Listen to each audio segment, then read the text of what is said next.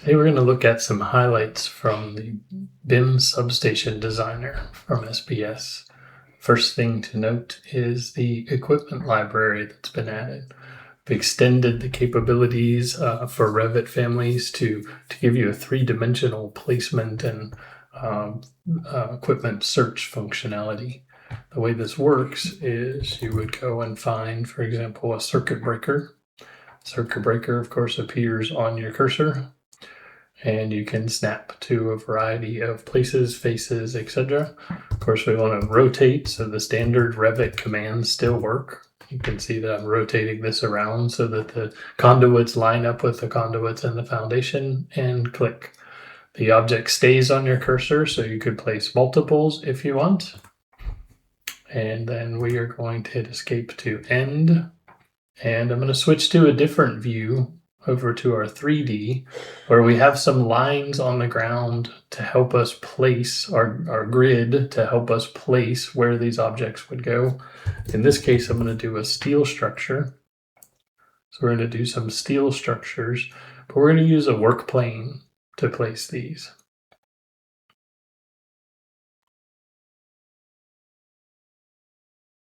So in the work plane mode, you can see it's recognizing standard Revit objects. And again, I can rotate with my space bar to click on the most accurate location. Next, we're going to place a foundation, but on this foundation on the pier, we're going to do this with a connector.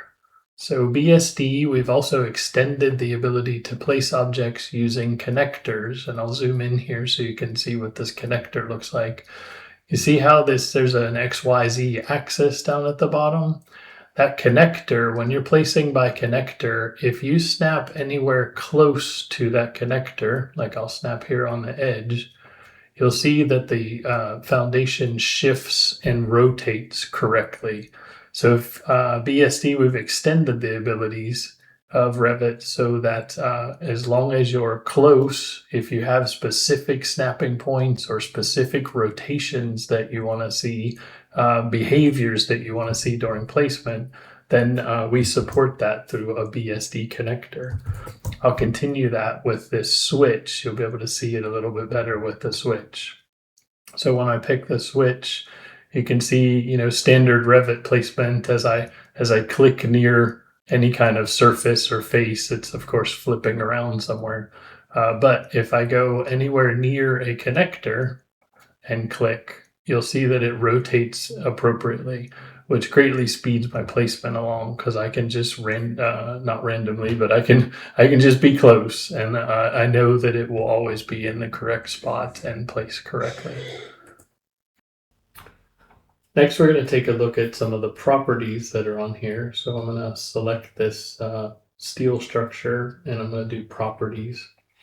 And I just have the properties window floating over here for now.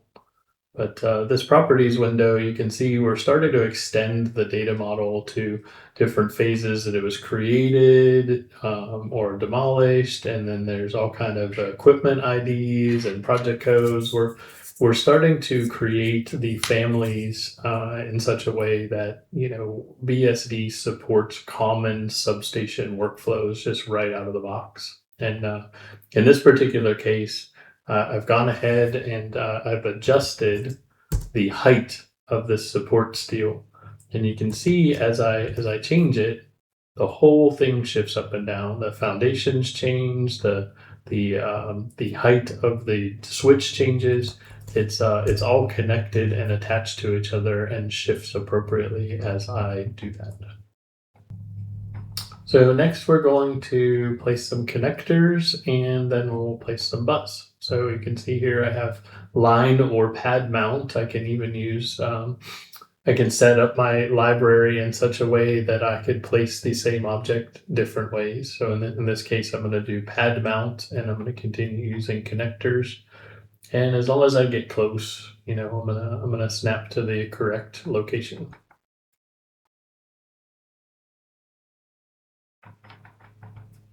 Place my connectors here for my bus.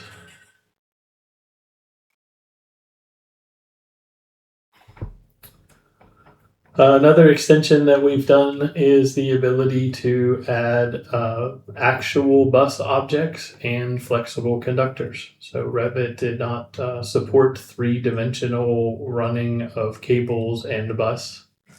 So I'm going to go ahead and click on my two fittings here, and you'll see that I have now run a bus. I'm going to continue that for these other fittings.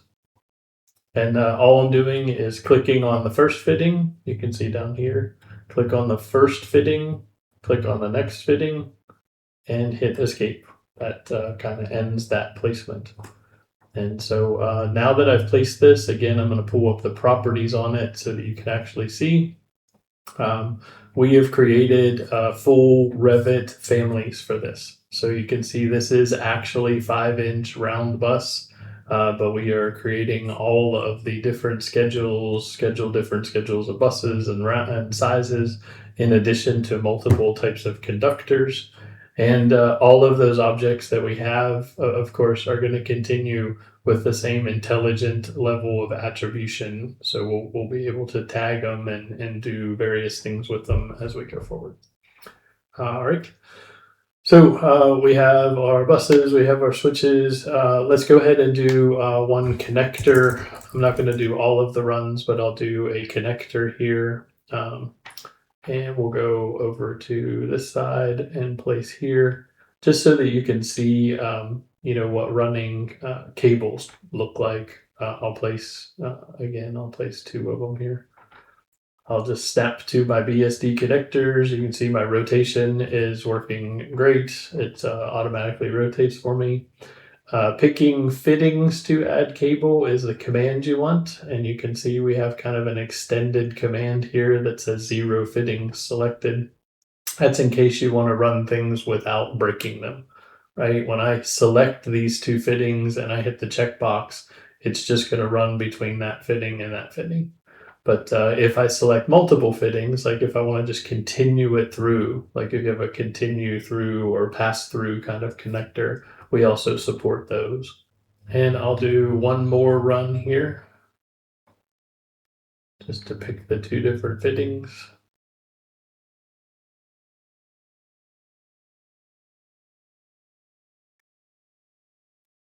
And my two fittings are selected, so I'll run that cable. And when I'm done, I'll use the done command. Now you can see the cables themselves, the flexible conductors. I'll go ahead and click one so that you can see what's going on there. We'll look at the properties. You can see that it has points along it, so it is editable. You can stretch it, move it.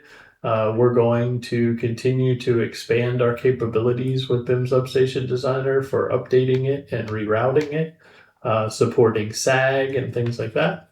So right now we have the initial SAG support. You can see it's calculated based on the type of cable, and this is an actual 397 type cable. So these are full-on Revit families with extended properties for specific to substation design. Next, we're going to show an automation that we've put in place. I'm going to switch over to a different visual style here. It's a little easier. You can see all the work that we've done so far with the bus bars and switch, spin around here. All right, so the next one would be, the need to do things like these A-frames. It can be complicated as a designer to calculate that sort of thing because of the angles, that come out of the different connectors. So we just created an automation for it to create a bus A-frame. And so all you have to do that is to, follow the directions down at the bottom. You hit the top bus and you hit the bottom bus, and it will take care of it from there. So you can see that it found the best position for the components and automatically added in the bus between the two.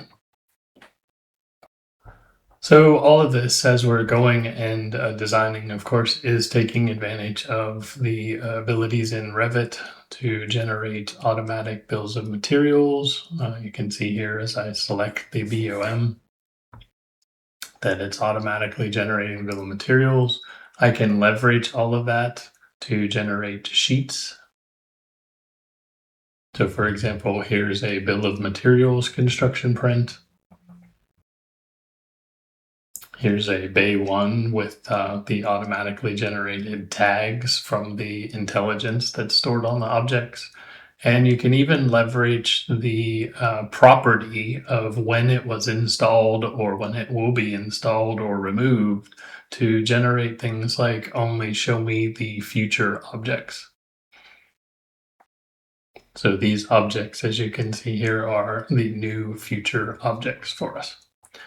I have set this up also as an ACC project.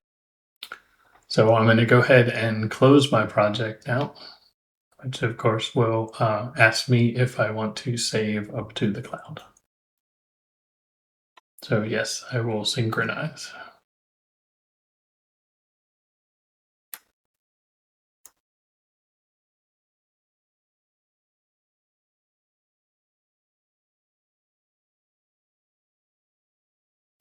So this is going to be our view inside of ACC, or Forma as it's known now. I'll go to my BSD folder, and here is the BSD Revit file. So as I stated, we are using full Revit families with properties and all the intelligence and whatnot that you expect. So with Forma, you get a very good sync.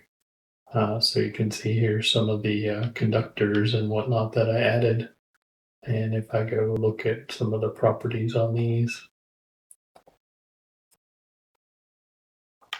you can see that I get all the intelligence and attribution and exact information that I need from my Revit, need and expect from my Revit model.